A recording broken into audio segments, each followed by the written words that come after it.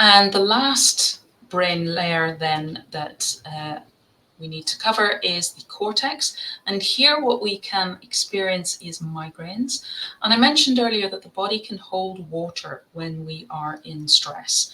And anytime you've got something going on in the body, there'll be something mirroring in that in the brain, because with that embryology, we saw that tissues in the body, certain tissues relate to certain brain relays, so that the changes that are going on in the body will be reflected in the brain. If there's water retention, there can be water retention in layers of the brain, areas of the brain as well. And in a healing peak, the purpose here in this brain layer, sorry, the dog has just decided to bark at something. The purpose in this brain relay of a healing peak is to push that water out. It's one of the purposes. So that can cause migraines. And that's the pushing out of that water, which is sometimes why you get a throbbing migraine. It's that pulsing to remove that water. We can also have intense itching. I mentioned eczema before. That's the surface level of our skin. And when we have eczema very active, we have that inflammation, it's in the healing, the regeneration phase, it's working back to well-being and balance, then we get that inflammation, we get that redness, we get that itching.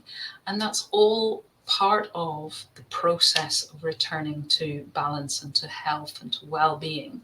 So it looks unsightly, and that for myself, I had self-talk that looked at that and thought, my hands are so ugly and they're so visible to everybody. I was very conscious, very self-conscious of that.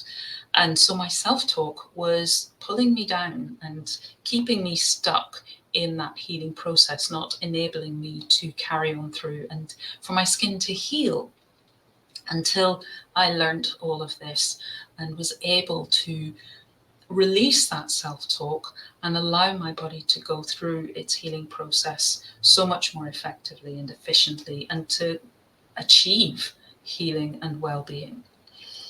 Another healing peak here can be a coughing fit. So we might have cough, but the coughing fit is the healing peak. An asthma attack, you might have shortness of breath, but full asthma is an asthma attack is a healing peak. Another one is heartburn, or a panic attack can be a cortex healing peak as well. And when we experience a healing peak, a panic attack, it's horrible. You feel you can't breathe, you can feel like you're going to be sick, you can feel like you're having a heart attack. It's very, very uncomfortable, and that can push our self-talk into what's wrong with me, what's going on, and it escalates. It just creates a feedback loop of, this is scary, this is frightening, I'm going to more into panic, this is scary, this is frightening, I'm going deeper into panic. But when we can know, this is a healing peak, this is my body doing what it's designed to do, this is my body working with a purpose to support me and my healing process.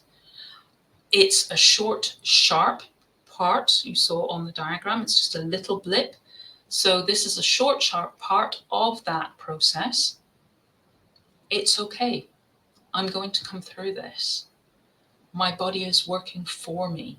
I'm safe. That can really help us through that panic attack, and it can help it to be shorter and to be less severe, because we know that our body's doing what it needs to do. It's not going wrong, it's not attacking us, and having that understanding can help to take away some of that fear and some of that panic, some of that anxiety. It's the unknown that often leaves us feeling even worse if we don't know what's going on and it feels out of our control. That can make everything feel so much worse. So just having this understanding, which is why I share this, to help take away that fear, to help our bodies to work more effectively, to do what they're designed to do, and to help us to feel that that this is how it's supposed to be. We're okay, we're safe, we've got this, we can work with our body, we can listen to what's going on and work out how best to support it. So in a panic attack, how can I support myself not to be afraid? To remember to breathe from the diaphragm. The more we breathe from the top part of our chest, the more we feed that feedback loop of panic and fear. But if I can help myself to breathe from the diaphragm, that will help to send a feedback loop of I'm okay, I'm safe.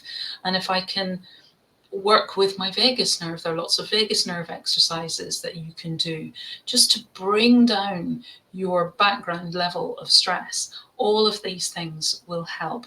And being Cortex, looking at any issues, any sense of threat or fear or worry that we have around our social circle, around our hierarchy, separation, communication, any of those Cortex themes, just getting into those and exploring them and seeing where am I holding stress in my body?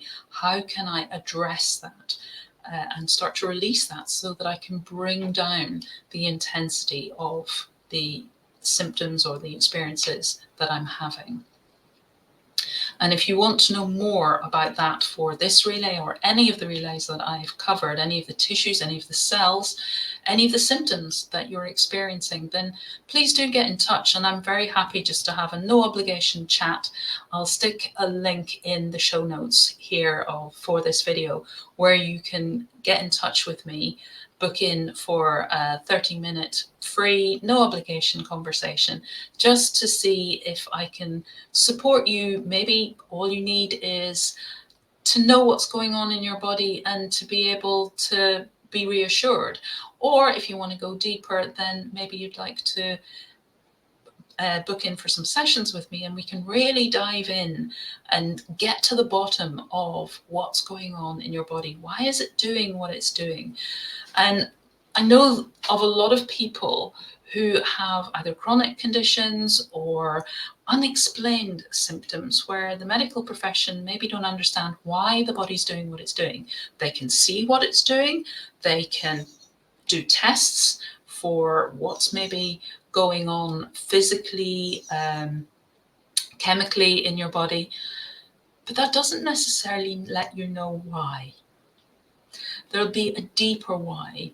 And if that's what you want to get to the bottom of, because that's what will help you to work with your body and to give it the precise support it needs, rather than maybe this, maybe that, but to really get targeted on your support, then do come have a chat with me and I can help you get to the bottom of that.